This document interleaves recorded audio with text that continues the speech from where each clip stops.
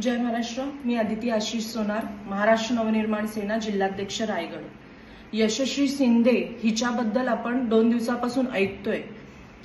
तो मुसलमान मुलगा फरार होता, पोलिसांनी त्याला त्याच्या गावावरनं पकडलं, पण मला हे कळत नाहीये त्याला पकडून सुद्धा तुम्ही त्याला कशासाठी पाठीशी घालताय।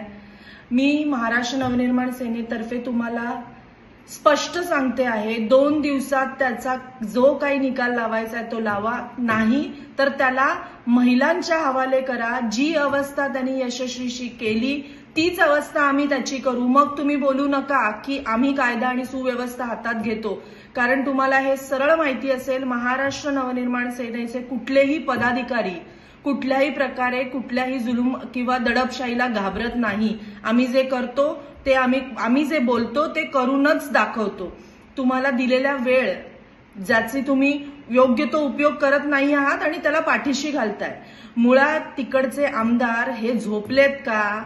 मागच्या 15 दिवसामध्ये ही तिसरी घटना आहे जे महिलांवरती अत्याचार होत आहेत।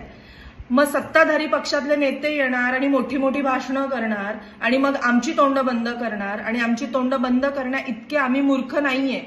मी मागच्या वेळेस देखील आपल्याला सांगितलं होतं की महिलांचा कुठल्याही प्रकारचा अत्याचार किंवा अन्याय झाला, इतरांशी मला घेणं देणं नाही, पण पक्ष महाराष्ट्र नवनिर्माण सेना हा पक्ष कुठल्याही प्रकारचा अन्याय महिलांवरचा सहन करणार नाही, आणि मी पण सहन करणार नाही, कारण ती देखील एका मुलगी होती एका घराची, आणि मला देखील मुली आहेत। आज जर माझ्या मुलींवरती हे जर झालं असतं तर मी काय करणार?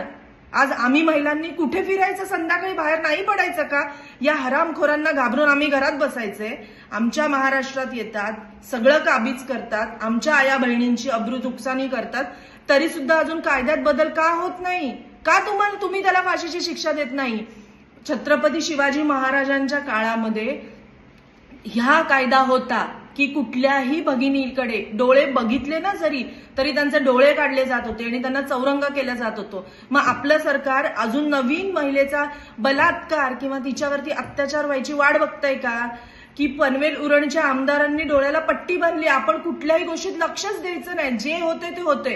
मला असं वाटतं सत्ताधाऱ्यांच्या घरामध्ये जोपर्यंत ही गोष्ट घडत नाही ना तोपर्यंत यांना अद्दल घडणार नाही, आणि तुम्ही त्याला आमच्या हवाले करा, नाहीतर 2 दिवसाची फक्त वॉर्निंग देते मी तुम्हाला। 2 दिवसात जर त्यांच्यावर काही कारवाई झाली नाही तर 2 दिवसानंतर महाराष्ट्र नवनिर्माण सेना त्यांच्या पद्धतीने किंवा आम्ही महिला आमच्या पद्धतीने पोलीस स्टेशनवरती येणार, हे तुम्ही नक्की लक्षात ठेवा। जय हिंद, जय महाराष्ट्र।